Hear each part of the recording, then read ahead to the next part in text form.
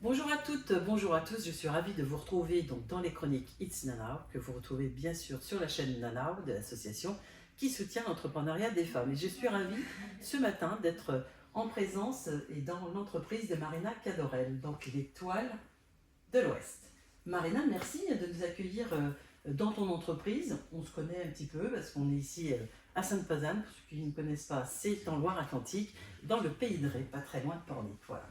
Alors Marina, tu as repris une entreprise. Est-ce que tu peux nous dire d'abord pourquoi tu as souhaité entreprendre et pourquoi tu as choisi de reprendre une entreprise et pourquoi ce type d'entreprise?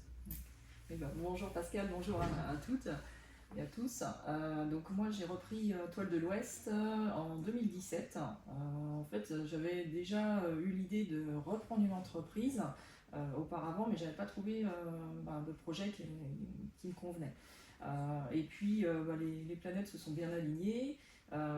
J'avais potentiellement une envie de créer, mais j'avais pas d'idée, j'avais pas de créneau. Enfin, et puis pour moi la reprise ça s'est quand même ça s'est imposé, Ouais. imposé à moi parce que ça va plus vite en fait. On arrive dans une entreprise qui a déjà un peu d'organisation, qui a déjà un produit à vendre, qui a déjà un petit peu de commerce. Donc après, on apporte notre touche. Mais Qui a une notoriété aussi. Et de la notoriété aussi, ouais.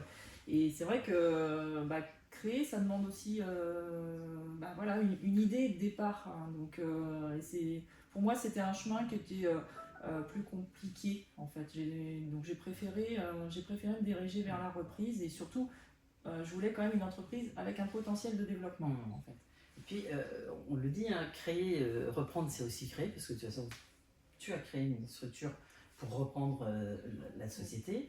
Et aussi que quand on crée, qu'on part de zéro, il ne faut pas oublier les amis, je vous le dis, je vous le répète, c'est un long cheminement avant même de pouvoir prendre un centime. Or, quand on est sur la reprise d'entreprise, tu me dis si je me trompe, mais globalement, normalement, il y a le salaire qui est inclus du dirigeant dans son business plan, dans son bilan, dans ses bilans. Donc on peut se dire, nous les femmes, parce que je rappelle un chiffre quand même qui est un petit peu qui me navre, hein, parce qu'il n'évolue pas beaucoup, c'est que certes on a 33% de femmes qui sont à la tête d'entreprise, très bien, parfait, on pourrait s'en contenter en disant ça avance, c'est génial, c'est mieux que zéro, mais dans ces 33%, quand on gratte un petit peu, on se rend compte que, allez, moins de 5%, et encore je suis très large, je crois que c'est autour des 3% de femmes qui vont aller chercher des fonds, qui vont lever des fonds. Et donc, qui dit lever des fonds, ça veut dire que vous allez structurer votre entreprise, ça veut dire que vous savez parfaitement où vous voulez aller, vous avez travaillé non seulement la stratégie d'entreprise commerciale, votre politique des prix, etc. Votre offre, elle est claire, et votre cible surtout, vous savez vraiment qui va, j'allais dire, consommer votre produit, votre service. Or, malheureusement, quand vous êtes que 3% sur ces 33%, ça fait très peu de femmes, et donc elles ne se rémunèrent pas. Et ça, je pense qu'on ne le dit pas assez souvent.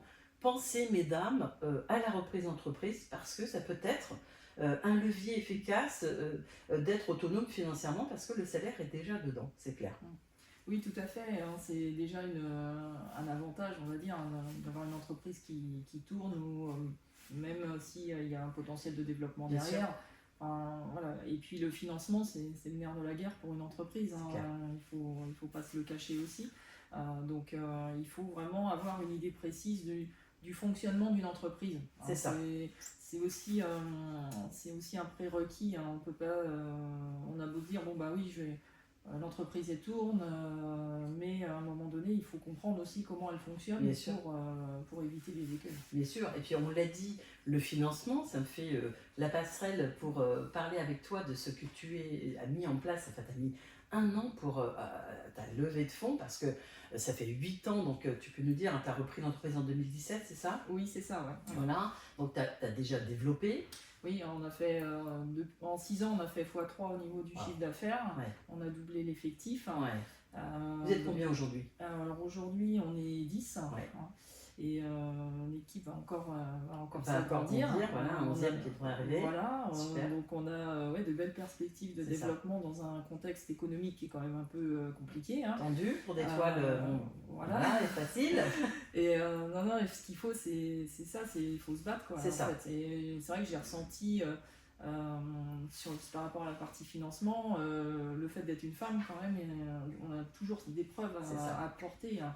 Moi, ça fait quand même 8 ans que je suis à la tête de l'entreprise, 8 ans qu'elle se développe. Tu as eu un projet de reprendre, c'est ça? J'ai repris en 2017, donc j'ai investi dans la reprise et le départ de la société. Ensuite, en 2019, j'ai racheté la SCI avec le bâtiment et les terrains. 2023, on a commencé les travaux d'agrandissement. Ouais. Donc oui, on a toujours réinvesti ce qu'on a gagné, bien en fait. Et du coup, c'est vrai qu'à un moment donné, les banques elles disent non, là, il faut attendre de sortir de la rentabilité. Mais en même temps, la rentabilité, ça nécessite des moyens aussi pour aller la chercher. C'est des ressources humaines, c'est des ressources en matériel. Voilà. Et c'est vrai qu'à un moment donné, on ne peut pas aller chercher de la rentabilité. Il y a certains seuils que l'entreprise elle doit passer. Bien sûr. Et moi, j'ai fait le choix d'investir dans mon outil de production parce qu'il était rendu à saturation. Pour rentabiliser maintenant la structure, il faut chercher plus de chiffres. Bien sûr. Mais il faut plus de moyens. Et c'est vrai qu'il faut batailler. Hein. Oui, c'est là qu'on a besoin, on le dit, nos amis les banquiers, évidemment, et on ne citera pas de nom de banque, mais vraiment tous, faut bien comprendre qu'un chef d'entreprise, elle vous l'a expliqué, c'est clair Marine, c'est là qu'il faut réinvestir. Quand justement vous avez cette bonne vision, vous mettez les outils en place, l'outil de production, et vous produisez des voiles. Donc là, si vous ne mettez pas à jour votre outil de production, fatalement, c'est ce qui va se passer. Donc je pense que mieux vaut investir dans une entreprise qui effectivement ne laisse pas dépérir son outil industriel parce qu'elle va être compétitive. C'est assez s'assurer d'un remboursement de son prêt, il ne faut pas quand même exagérer. Et on est en France, on est dans un beau pays, j'en profite pour le dire. France Active est une structure qui garantit les prêts des femmes. Donc lorsque vous faites un prêt d'honneur adossé à un prêt bancaire, eh bien, vous voyez ce prêt garanti à 80%. Je sais que les gens ne le savent pas, on a des dispositifs comme ça d'État, il faut le faire. Vous avez aussi la BPI qu'il faut absolument aller chercher. Alors j'ai envie de dire, Marina, qui vous a soutenu du coup ? Alors, moi, c'est la région, avec Pays de Loire Relance. Très bien. Donc, heureusement qu'ils étaient là. Alors, généralement, Pays de Loire Relance vient en accompagnement de prêts bancaires. Sauf que là, Pays de Loire Relance était prêt à aller sur le dossier et c'est des banques qui tiquaient un peu.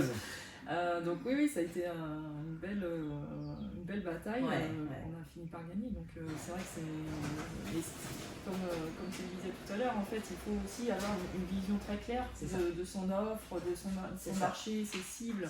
Et ça, c'est indispensable. On peut pas aller de l'avant si on ne sait pas où on Non, parce qu'on s'éparpille. Nana accompagne depuis quand même pas mal d'années. Et mon expérience dans ce domaine, c'est clair qu'avec nos experts, on se rend bien compte que bien souvent, elles ne le créent pas parce qu'elles ont une idée précise, etc., et une envie viscérale, et toujours envie ou quelque chose de bien précis, et qu'elles fuient plutôt une situation de salariat qui était délétère.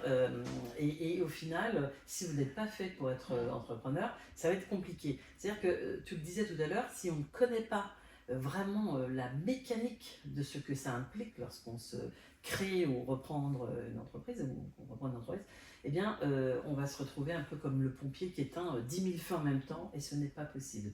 Il faut se poser des bonnes questions, de savoir effectivement, est-ce que je suis la meilleure commerciale ? Est-ce que je sais faire du commercial ? Et si ce n'est pas le cas, c'est ok, alors cochez, il vous faut un commercial. Ça coûte combien un commercial dans votre domaine ? Et tout ça, vous allez construire comme ça votre prévisionnel, votre business plan, et après vous faites toc-toc à votre banquier, les associations d'accompagnement à la création d'entreprises, les initiatives, l'ADI, Fondes France Active, j'en passe et d'autres, la région bien sûr, et vous retrouvez d'ailleurs, j'en profite sur le site asso-nanao.fr, vous retrouvez tous ces acteurs et ces dispositifs en fonction de là où vous en êtes dans votre, j'allais dire, idée, projet entrepreneurial. Soit vous voulez juste être informé, vous avez l'entièreté des acteurs qui sont sur votre territoire, département par département, sur les régions Pays de la Loire. Si vous êtes carrément sur la création-reprise, là aussi, vous avez le financement, vous avez tous les acteurs. Et si vous voulez réseauter, vous les retrouvez. Donc ça, c'est important aussi. Le réseau, ne pas être seul, c'est important aussi. Qu'est-ce que tu aurais envie de conseiller à des femmes, Marine? Oui, de ne pas rester seul, hein, ça c'est impératif aussi, hein, parce qu'on a tendance à rester la tête dans le guidon, hein, systématiquement quand on est dans l'entreprise, on a toujours mieux à faire. C'est ça. Et alors que la valeur ajoutée, elle est quand on sort de l'entreprise, qu'on prend du recul, et là on rencontre des gens, on partage des expériences, enfin voilà, ça on amène, échange, on rencontre. Et voilà, ça crée du réseau, ça crée du business parfois Bien aussi. sûr, Donc c'est vrai que c'est des opportunités qu'il faut pas lâcher. Et ça, c'est indispensable. Hein. Le réseau, aller se faire connaître, ça contribue à la notoriété de l'entreprise aussi. Bien sûr. Donc il faut vraiment axer là-dessus aussi. Il faut prendre le temps. Mais voilà. Alors le dernier conseil de Marina, prenez le temps, réfléchissez, sortez et puis, du quotidien. Questionnez-vous. Et moi j'ajouterais, là c'est le conseil Nana, pourquoi est-ce que vous entreprenez déjà? Posez-vous cette question-là qui est la question fondamentale. Donc si vous ne savez pas pourquoi vous entreprenez, là je pense que ça va être compliqué effectivement de vous développer et puis de vous épanouir tout simplement. Et je le redis, attention, de prendre du salaire parce que c'est le premier levier pour vivre librement sa vie, ne pas la subir. Merci Marina pour cette interview. Merci Pascal. On vous retrouve bien sûr, vous retrouvez cette vidéo sur les réseaux sociaux bien sûr de Nana. Toutes les semaines, on en poste une, mais sinon sur la chaîne YouTube vous les retrouverez. Et surtout, vous allez la retrouver sur le média NTV Media, qui est un média 100% digital. Merci, à bientôt. Merci, au revoir. Au revoir.